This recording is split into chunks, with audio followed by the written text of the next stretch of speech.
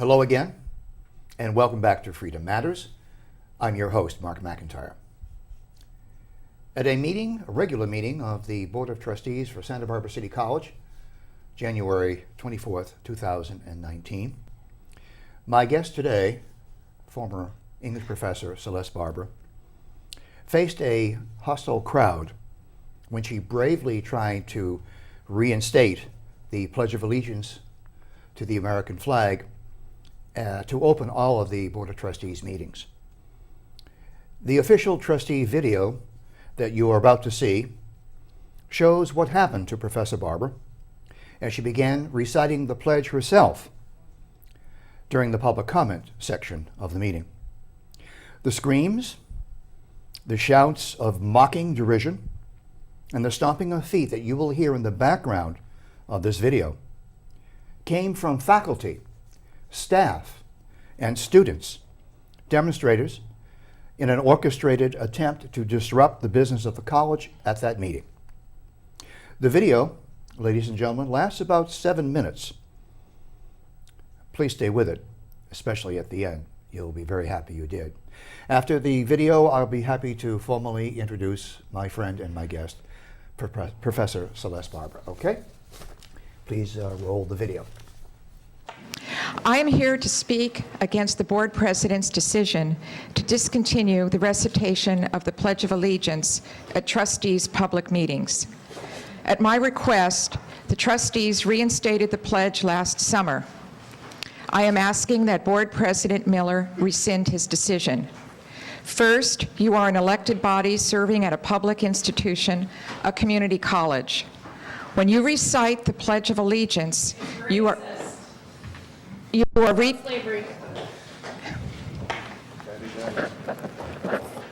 May I continue? Let's please allow the speaker to continue. At my request, the trustees reinstated the pledge last summer. Please stop the class. Please stop the clock until I can speak. Sir. At my request, the trustees reinstated the pledge last summer. I am asking that Board President Miller rescind his decision. First, you are an elected body serving at a public institution, a community college. We're free. When you recite the Pledge of Allegiance, you are recommitting your oath to uphold and defend our country's Constitution. Not treating everybody equally. For the record, I want the record to state that I am being interrupted. I am not being permitted to speak. I would ask that everybody please allow each speaker to have their say. Please continue. When you recite the Pledge of Allegiance, you are recommitting your oath to uphold and defend our country's Constitution. Secondly, White supremacy. Not slavery. And the founding fathers owned slaves. may I continue, sir? Yes, please continue. Secondly, no one is compelled to recite the pledge, nor are they forced to stand here when those words are recited by the body. I have never chastised anyone for that, nor have I witnessed anyone else do so for that matter. I don't like it, but that's one's constitutional right, isn't it? Where in the Constitution does it say that was to recite the Pledge of Allegiance? Point of order. Show me. Please allow the speaker to continue. Trustee Miller. I'm making Trustee use of my Nielsen would First like a Amendment point of order. rights. Excuse me, Ms. I'm so Barber. sorry. Yes, It's Trustee. hard to concentrate on what our speaker's saying. I move that until order can be established that this meeting be adjourned. This is disorderly and disruptive. This isn't ending anytime soon. Is there a Second. Every meeting, we're going to be here. Trustee Miller, we can just recess as well for a couple minutes. But is there any discussion about the motion? Today we got time. Trustee Miller, another option would be to clear the room and allow only the media to stay. But let's address the motion. Is there any? Brown Act. This is a public meeting. You're disruptive. Is there any discussion on the motion? And it's adjourned. Trustee Miller, Yes, Trustee. I would suggest perhaps we recess for a few minutes and perhaps come back. I would like to see, Elected officials. I'd like to see if we can get through some more speakers before we have to recess. But I would just speak in opposition to adjourning. I don't think we need to adjourn. As I said earlier, I want us to get through everybody's comments, and I'm asking for everybody in the audience to help us do that.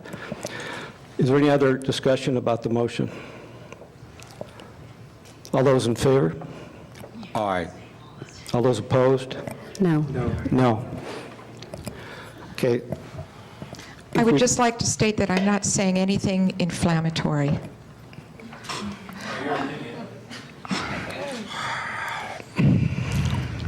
By the same token, in removing the pledge from the agenda, this board is denying me and others our right to speak aloud and collectively those profound words, I pledge allegiance.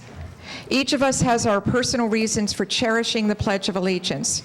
Here are two of mine. First, in 1988, my late husband was awarded a Fulbright teaching scholarship to Humboldt University, East Berlin. We lived months behind the wall.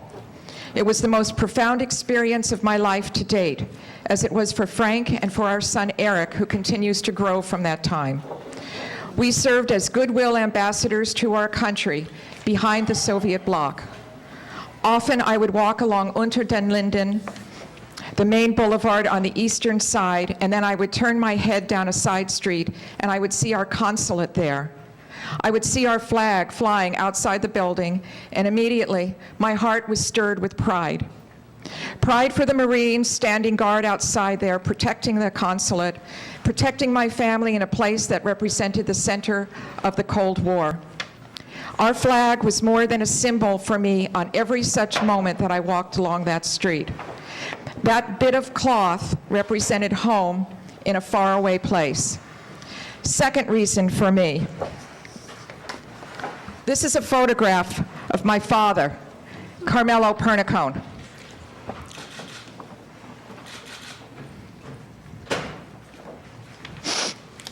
In late December 1944, he took a German bullet in his lung. He lost 2 ribs as a consequence in very nearly his life. He fought in the Battle of the Bulge, receiving a Purple Heart and Bronze Star for meritorious achievement. After the war, my father studied to become an engineer in optics. Although his career was primarily in defense and aerospace satellites, he also designed the camera scope that is today used in colonoscopies. Yes, 30 seconds remaining. That's because I had timed it at 4 minutes. I was forced to stop. I think we stopped the clock. No, I timed it at home. It was Okay. 4 minutes. Well, please continue. I'm almost done. He designed the colonoscopy scope. He was willing at age 20 to sacrifice his own life for country, and he would later invent a device that has now saved thousands of lives. Those are 2 reasons why I recite the Pledge of Allegiance. I am going to recite it now because the flag is hidden. Because the flag is hidden, I'm holding up a flag. I would ask anyone who would like to stand with me. I pledge allegiance to the flag of the United States of America and to the republic for which it stands, one nation, under God, indivisible, with liberty and justice for all. That's all right. Point of order, come on. It's ridiculous. What a show. That was disturbing. I've seen it about 7 times, and my guest has tried to look at it several times, and you can imagine it is disturbing to her as well. But now we shift gears, and we want to formally welcome my dear friend, my fellow classmate of 1995. We joined the faculty at Santa Barbara City College together.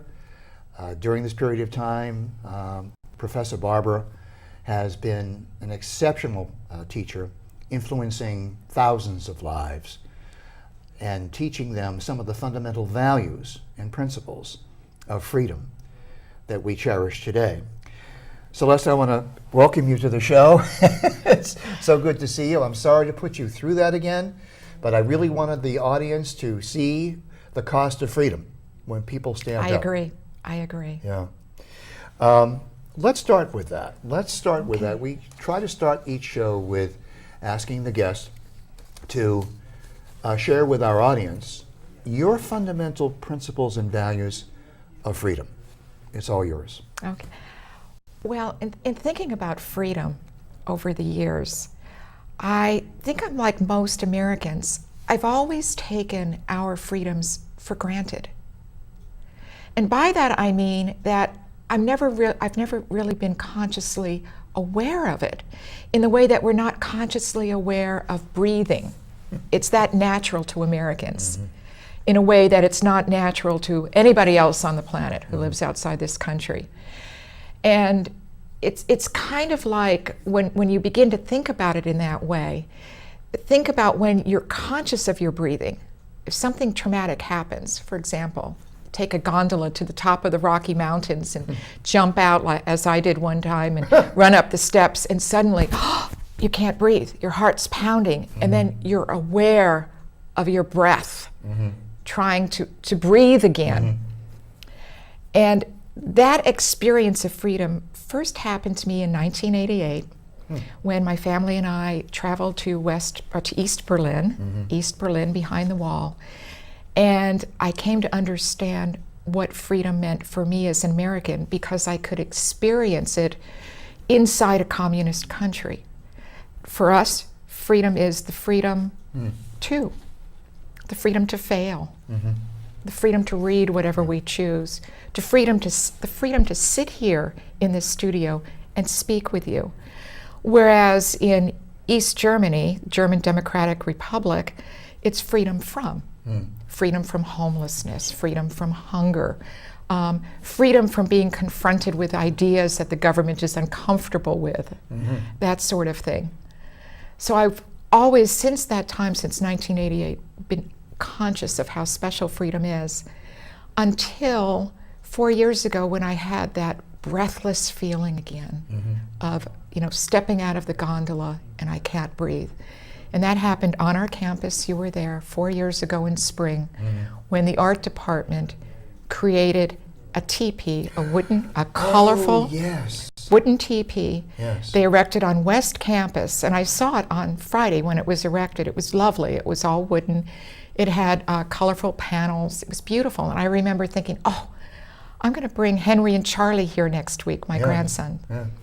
By Sunday, the college pipeline email was a Twitter, before Twitter, I suppose, about this teepee. And then it was either Sunday night or Monday, then college president Lori Gaskin issued a profuse apology about the teepee, and what's going on here? And I came back to school and the teepee was gone. And we all know what that was about. Your viewers may not be, but one person who claimed to be Native American was offended by it. He got together a group of his supporters, including faculty. They met over the weekend with the students and their art teacher, who, by the way, had erected this in mid-semester. Lost in all of this was the reason for it. It was designed to stay up for 3 weeks during midterms as a place of respite, where students who are experiencing the stress of midterm exams could go and relax. It was a gift to the students. It was dismantled. There were apologies given. And then I waited. I waited for someone to come out and say, wait a minute, First Amendment. This is a violation of the First Amendment on a public college campus in the United States. And nobody said anything. I always wait 24 hours. And then I got on Pipeline and I emailed out. And I think I was the only person, there may have been a few others, but I'm pretty sure I was the only person who spoke up for those students, their professor, and our right to be creative, to create art, and not have it dismantled. And that has stayed with me. I'm still angry about it, and it has stayed with me ever since. And I don't believe I will ever stop being aware of how precious our freedom is Did you ever again. Did you get a sense at that time that there has been a major shift in higher education away from the open freedom to express controversial notions and the power of just a single person claiming to be offended by somebody else's expression of freedom was changing the whole climate? The culture of education was changing. Does this occur to you? Absolutely. I call it the tyranny of the minority voice. I don't mean minority as in minority ethnic group, Right. but the tyranny of a single voice, which seems to turn our Bill of Rights on its head, because of course the Bill of Rights, those first wonderful 10 amendments, were written to protect the individual citizen from the tyranny of the government. Remember, our founders were fearful of government. Yes, yes. They didn't really want to have to No. create a government. No. And so that was their gift to us, to the ordinary people. And now suddenly we have individuals who seem to be usurping these liberties that we all enjoy. And it's not based on law. It's not based on reason. It's based simply on, this is how I feel. Now, these are students who are invoking I call it the feeling axiom. Students, but where do these students get this idea? They don't come up with it themselves. I mean, I don't think. No, they don't. No, and so where do they get this idea that they have the right to stop everybody else's exercise of freedom because they perceive themselves as being offended? Who teaches them this? The teachers, our colleagues. But also the parents, right? I mean, You know, I don't know about that. Yeah. I don't know that I entirely agree with good, that. good. Unfortunately, the parents, too often, they're too hands-off. I wish that more of our parents of college-age children would understand that they still, well, they're not children, but they're not yet adults. College is supposed to be that sort of transition period between, you know, living at home with mom and dad in childhood and actually being thrown out of the nest. So they aren't entirely free yet. And I wish more parents would be engaged with what's happening with their young people on campus. What kind of courses are you taking? Visit the campus, look at their syllabi, you know, see what they're reading, question what's going on there. When you and I first joined the faculty at Santa Barbara City College, she in the English department and me in the philosophy department, that's 23 years ago, going on 24 years ago, when Peter Yes. McDougall. And as people come up to me and ask me about my experience, my 23 years, and I'm sure it must happen to you, I respond to this parent issue by saying, I think the parents have taken their eye off the ball. I think they were too busy with other things. We had a marvelous college when it was under the auspices and the direction of the old Board of Trustees. Old in both senses of the word. They were older people, but they were preserving traditional values and principles that everybody could agree on, not just, you know, one side or the other. And Peter McDougall, I mean, he certainly had his criticisms, but he supervised a very fair and just administration of opposing views are welcome. And he made that very clear, especially after 9/11. When there was a lot of controversy. But over the years, I think our citizens have forgotten the Santa Barbara City College of 23 years ago was not the Santa Barbara City College of today. It's an entirely different. No, it has an entirely different mission, Yeah. which has nothing to do with education, very little to do with education. I want to explore with you, since you were the creator and the administrator of the Great Books curriculum. Yes. Professor Barber is most famous and most remembered at Santa Barbara City College by people like me and others who remember the great good that this did. She instituted a program called the Great Books Curriculum. It started in Kansas, I believe, with a couple of professors. Chicago. Oh, it was Chicago. I thought it was Kansas.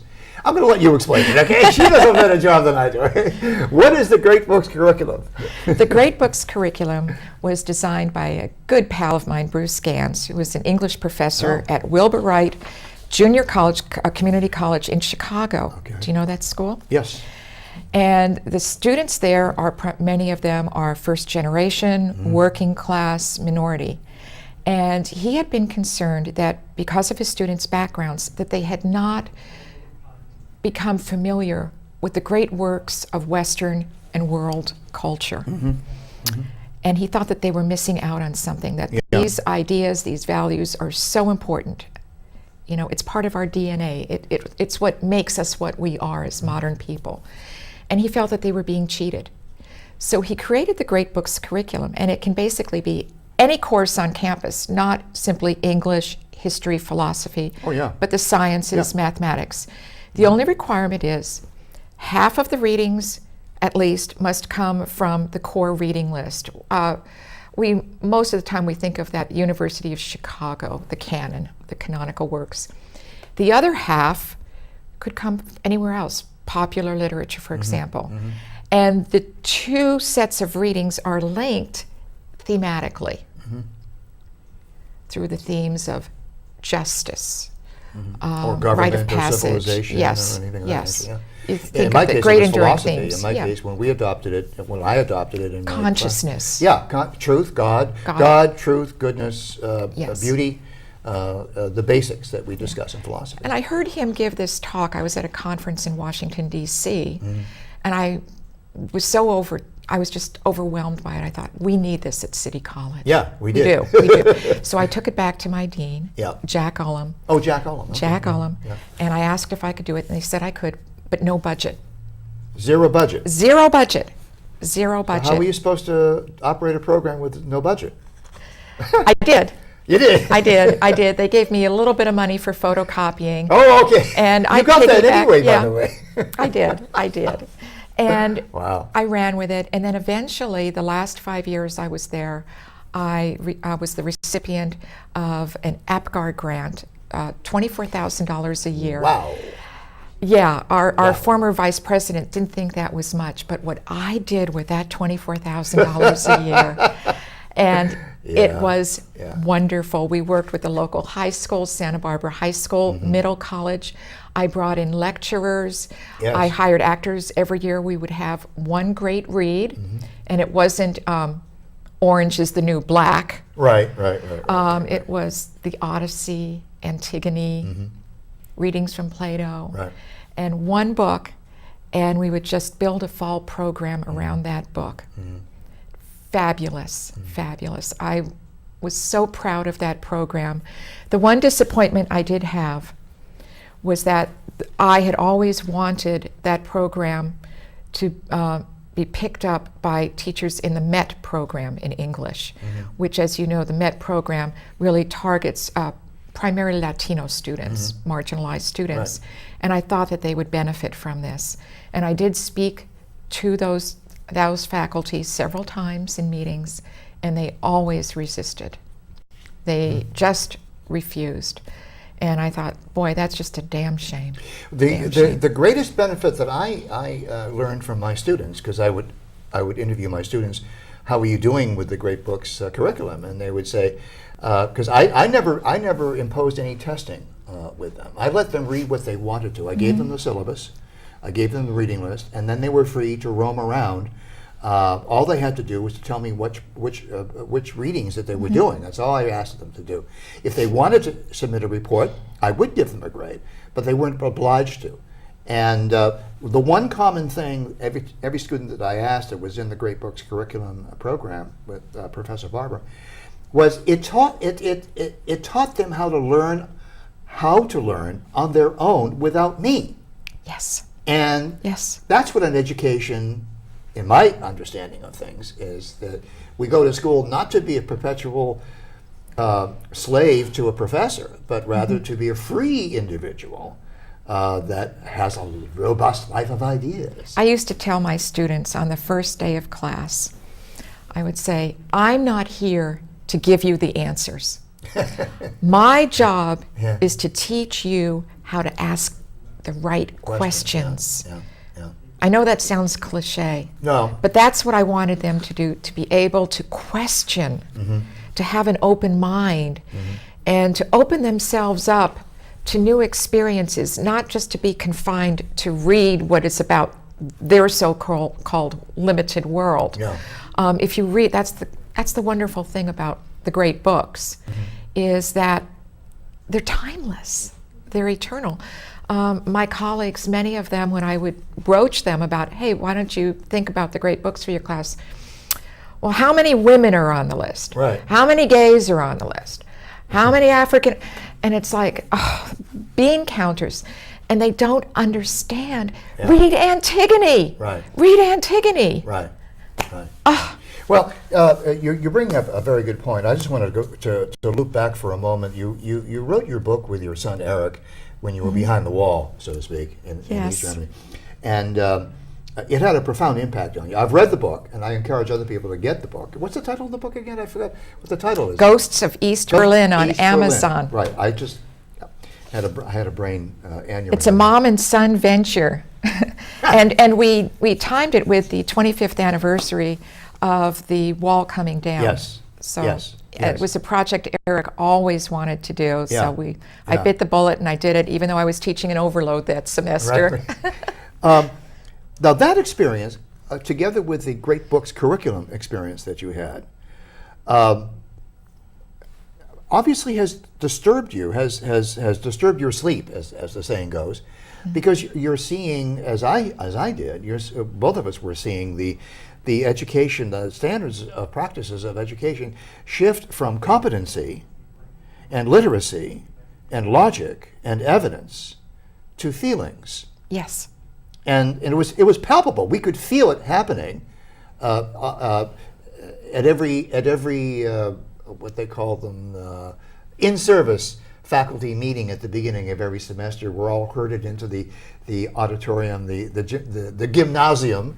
We're all herded into the gymnasium, and we are waterboarded and we are brainwashed by a social justice activist agenda, which we are then told that we should integrate this into our classes. I was horrified. I was just, what you're telling me that I have to be aware of how many black people I have, how many Latinos I have, how many. I don't know if anybody's gay in my class. I don't ask. I don't care if they're gay. I don't care if they're. I don't really care. But it became important to the college for some strange reason that Yes. that we start counting these things and putting the emphasis on these things. And now we've gone full term. Now we're I remember I did apply for a full-time job there one time, and it was about 1997, I think I Yeah. applied. And I made it to the second tier, so I went before the committee in the English department, and I knew the question was coming, how do you make your minority students feel comfortable in your class? Right. What do you do for them? Right. And I knew it was coming, and I thought long and hard about my response, and I knew that if I spoke honestly and truthfully, I wouldn't get the gig. And you spoke honestly. I did. And I said, I treat everybody in my classroom the same. And I did. And you didn't get the job. And I didn't get the job. Right. But I live with myself. Right. So I've experienced this too. And I still work there. Yeah. But for a pittance. Right. I can remember this too. I can remember my most recent department chair lecturing me and scolding me because I wasn't making an effort to drive a welcome wagon. I didn't know that my responsibility as a professor of philosophy was to drive a welcome wagon. Oh, are you welcoming in my? Do you feel welcome in my class? Oh, how about you? Do you feel welcome in my? What can I do to make you feel? Here, have a basket of fruit. I mean, it's insanity when you think about that professors of philosophy, they're now supposed to be police officers, probation officers, psychiatrists, psychologists, and welcome wagon drivers. It just boggles me. Well, I made them feel welcome. And the way I made them feel welcome is every day I stepped into that classroom, I was happy. Yeah. I always had a smile on my Yeah, you face. did. I had a little table in the front. I would sit, you're not allowed to sit on tables, but I did. Swing my feet back and forth. And I was cheerleader for whatever we were reading. Right. And I made them feel welcome because whatever we were reading, every student in that classroom knew from me that they were capable of reading that book, of understanding whatever challenge I threw at them. I knew that they were capable, and I treated them with respect. I always did. I love teaching. The one thing I miss, I've been retired 4 years, I miss being in that classroom. I loved my students. And you know, all those years, I never had a student complain about me not respecting their feelings. I don't blame the students. No. The students are being force-fed this garbage, and they're being harmed. They're being handicapped for life. Yeah. And I believe that. Yeah. Our most vulnerable students, many of them first generation, are being handicapped for life by this coddling. Treat them like the young men and women they are. Now, we've got about 26 minutes left on the show. Believe it or not, this is going very, very quickly, but it always does. I want to swing right now into something that is near and dear to your heart, and it's called the Constitution of the United States.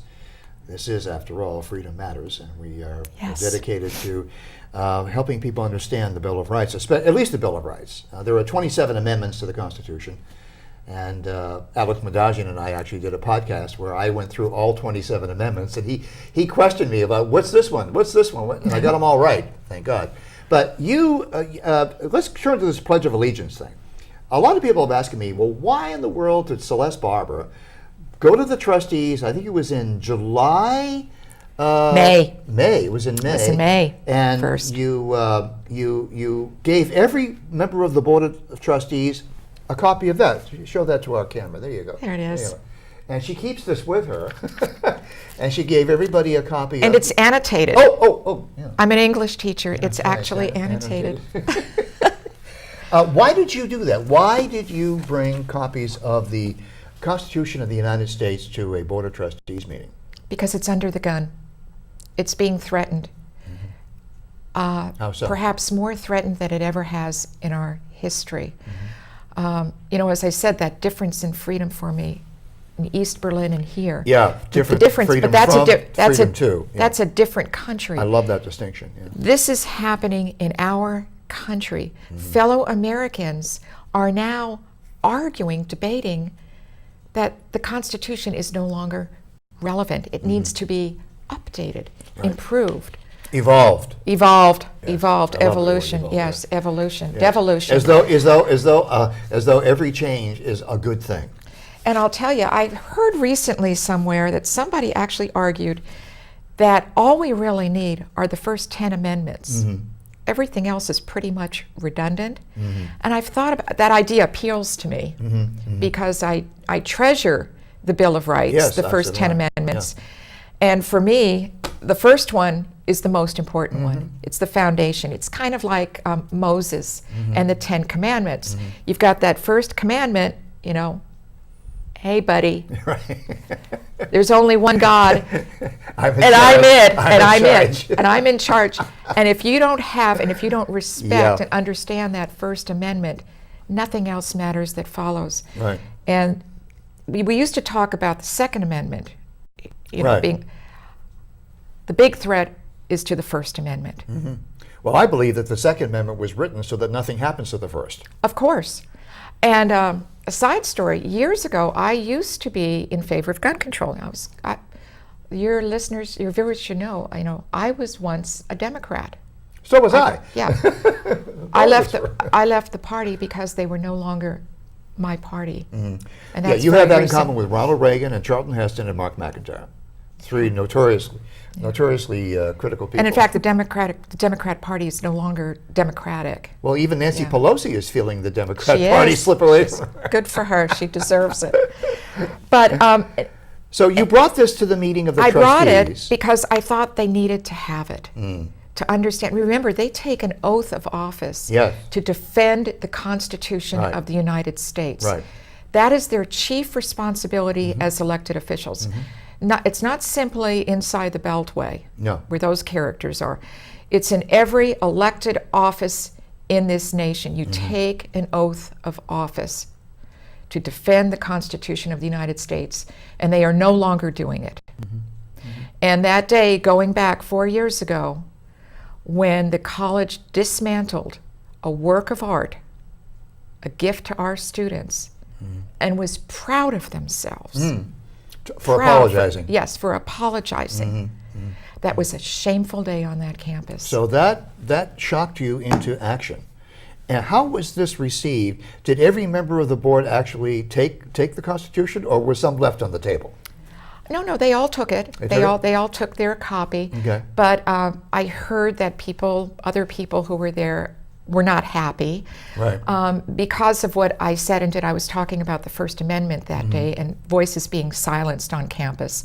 At the time, there was a conservative group that had formed a conservative group for students, and they wanted to open up the dialogue, not just for conservative students, but to invite everybody to the table. And I was this the Critical Thinking Club Yes, that Alex yes. Madagian started? Yes, and I was there to Our man in D.C., folks. and I was there to remind everyone about the First Amendment. And a friend told me, who was there as well, said, well, somebody in the audience, a young woman said, she is so triggering me.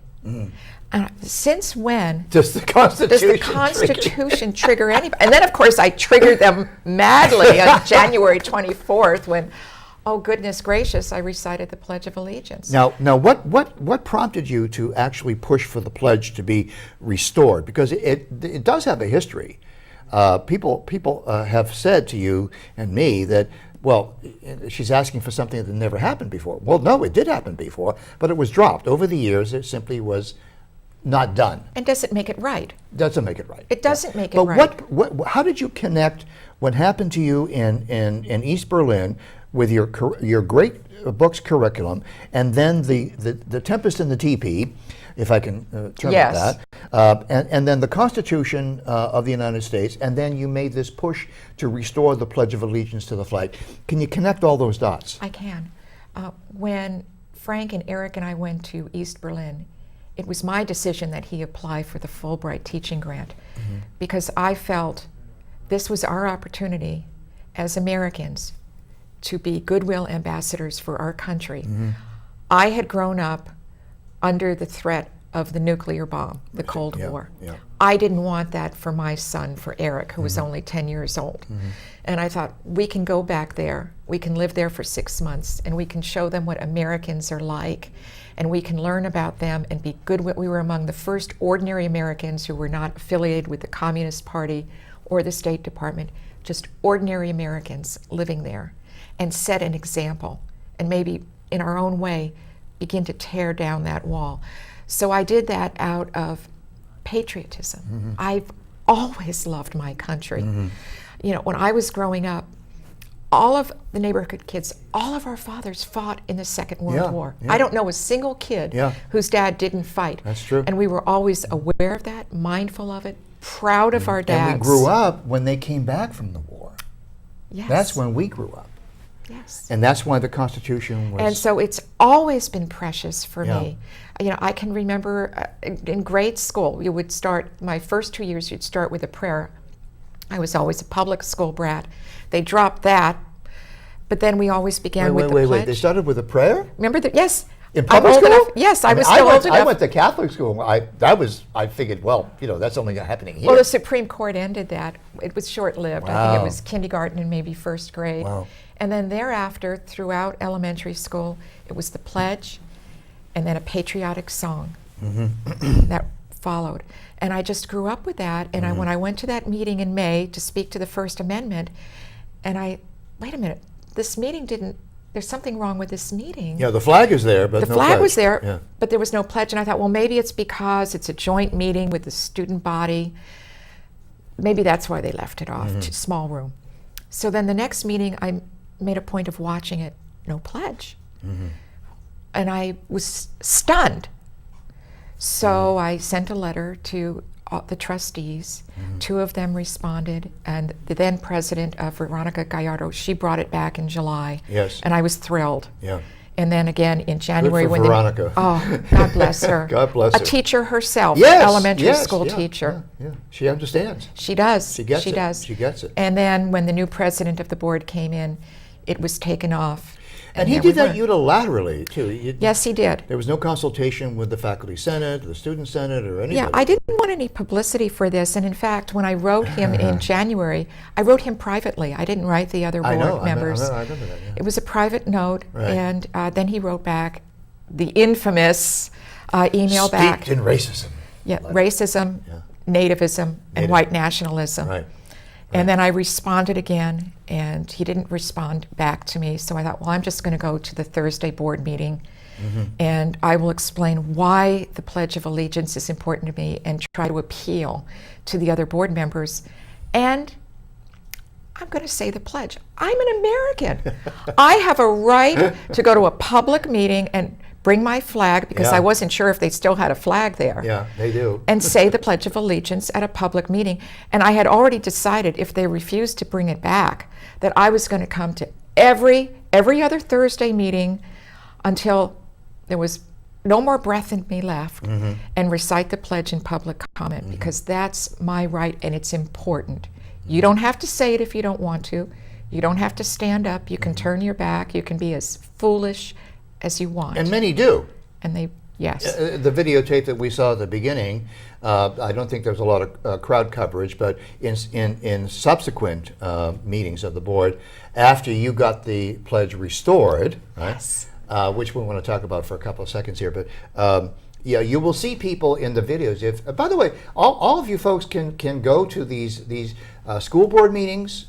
You can go to the Santa Barbara City College trustees meeting. In fact, any meeting that is conducted that is not a personnel meeting, you cannot go to a personnel meeting. But any other meeting, you as a taxpaying citizen can go to that meeting at Santa Barbara City College.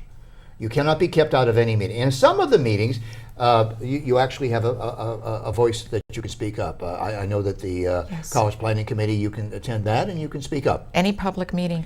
And a lot of people don't know that. And a lot of this problem would not be happening if people would just forego a round of golf, forego watching their stock portfolio, get off of Facebook for a week, and go down to your school board and your city college board of trustees, attend the meeting, watch and listen to what's going on, because if you do, you're going to wind up like Celeste Barber and Mark McIntire, horrified. I have a request for your audience. May What's I that? make it? Yeah. Yes. There's your camera right there.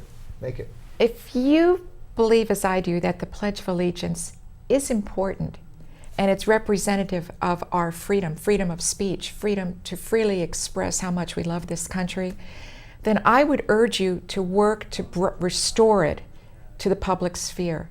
If you have children in grade school, go to your school, go to your child's classroom. Are they saying the pledge every morning?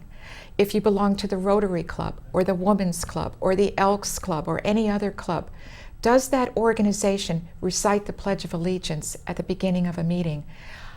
As Americans, that's a small thing to do, but if you allow it to be taken away from us, you never get that right back again. And it's important. It matters. This country matters. We all have ancestors who came to this country and worked hard and struggled and sacrificed for us. And we must never let anybody, any group, take it away from us. And I'll tell you, when I go to those board meetings now, I always sit up toward the back, about midway up. And then behind me, it's the protest people. The screaming section. The screaming, except the only time they're silent is when we recite the Pledge of Allegiance. And it's always unsettling to me, because I'm standing there and I'm suddenly aware that I hear my own voice and nobody behind me. Former colleagues of mine in the English department, Friends of yours. students, Friends friends of of mine, Yeah. are not reciting our pledge. I would at least expect 1 or 2 or 3, but they're all in lockstep. In mind think. Groupthink. Groupthink. Yep. Yeah, groupthink. It's Orwellian. And it's so disturbing. Yeah, I know. And I love they're that. harming our students, our wonderful students. Yeah. And if you go to the elementary schools, if you go to the high schools, and you ask the students, or even the teachers, do you teach civics? No. Do you teach the Constitution? No. Do you teach the Bill of Rights? No. What do you teach in your history? Well, we teach about slavery and rape and the evils of capitalism. So when I say, as a critic of higher education, that our schools have been taken over by what I call a cultural Marxism, I use that expression. It's like saying Platonic idealism. It actually is a thing. It's a, and those who practice cultural Marxism, they're not ashamed of it. They'll tell you, we are cultural Marxists. Just like some people say, well, I'm a Platonic idealist, or I'm a Kantian utilitarian, or whatever it is that they happen to be. So if you go to your schools, get more involved in your schools, and find out how they are dealing with the basic freedoms, and what are their principles, and what are their values. And why are they catering to the feelings of their students instead of challenging their students to think about freedom, to think about what their principles of freedom are? Where do you think it's going? We've got about 10 minutes. Where do you think education, not just higher education, but there are various proposals. I'll just give you a couple to shoot at. One is to let it go, and it will sort itself out. That's the little laissez-faire kind of approach. The other one is, to only protest those things that you really think are important, but let the elected officials and let the administrators, let them sort it all out. That's a sort of a mild form of pragmatism, I would say.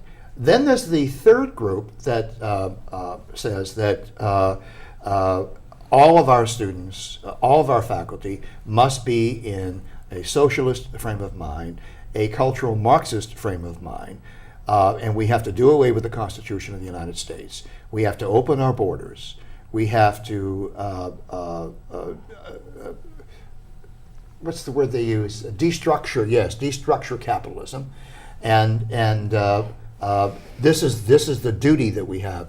There's a fourth group of people, which I belong to, and that is the only way we can get our kids back, the only way we can get our schools back is to defund all public schools, just to deny them taxpayers, deny them tax dollars, and then let each individual community sort it all out. Now, if Santa Barbara wants to fund communist-run schools, they won't get any money from Washington, but if they want to pay for it themselves, fine, no problem. Dig into your bank account, sell some of your stocks. Don't go to that luncheon. And you can see how it goes. What are you reaching for here? You're reaching for the Constitution. I'm reading for the Constitution. I'm reading for the Constitution because the answer is here. It's the first three words. We, the people. We the people. Mm-hmm. We, the people. Again, I'm a public school brat. I believe in public schools.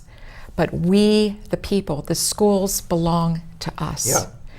And it's our responsibility, and I think that's the problem. We've become complacent. Mm-hmm. It's our responsibility to bring our schools back, to be responsible to our children, our communities. First thing, what I would do, if an angel came down and kissed me on my forehead, I would get rid of the Department of Education. Give everybody a 30-day notice, go out and get a real job. No more Department of Education. Get the federal government out of the states. Yep. Secondly, in the state of California, I would take state control away and return it to the local schools. They took it away because they wanted to make it more equitable, I think about the mid-1970s, if I'm correct. Yes. Has education improved in this state? No, it's gotten worse. No, it's gotten worse. So bring it back to the local communities. Are you saying the counties and the local? The counties, local local school boards, yeah. Okay. I mean, LA is lost, but LA. Aside from LA, that's a special case. But bring it back to local control, where it was, where it thrived for so long. Yeah, and it became the envy of not only the United States but the envy of the world. We had in California in the late '60s, early '70s, before Kent State, and before Jesse Jackson marched across Stanford campus shouting, "Hey, hey, ho, ho, capitalism's got to go."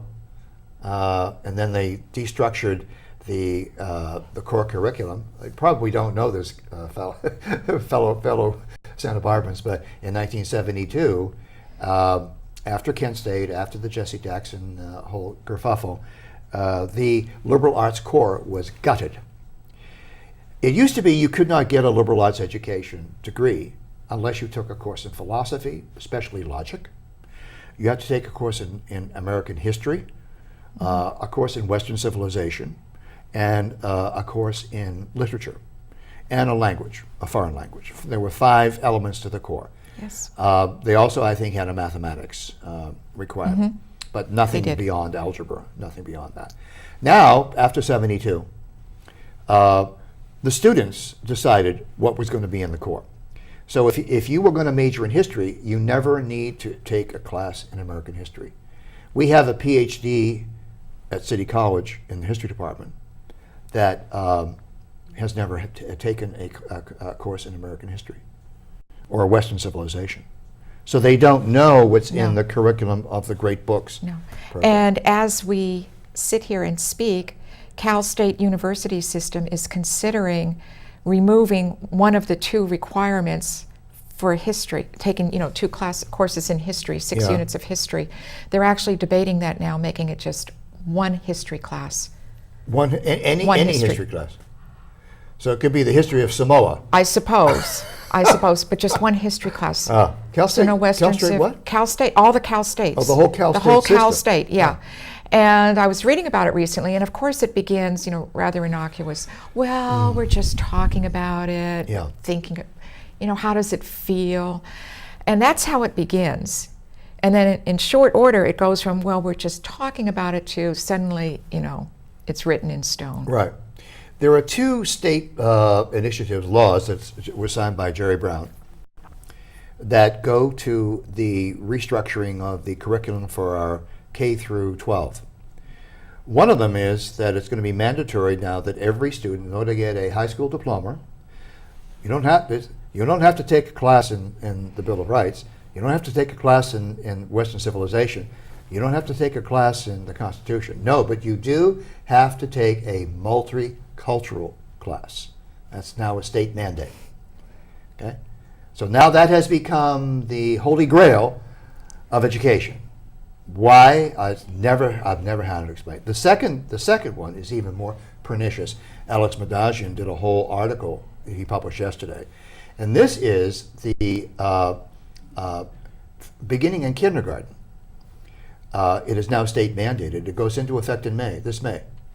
It goes into effect that strangers are going to be teaching kindergarten students about sex and how to have sex and how to be cross-gendered and how to be gender fluid, as they say, and how to negotiate sex.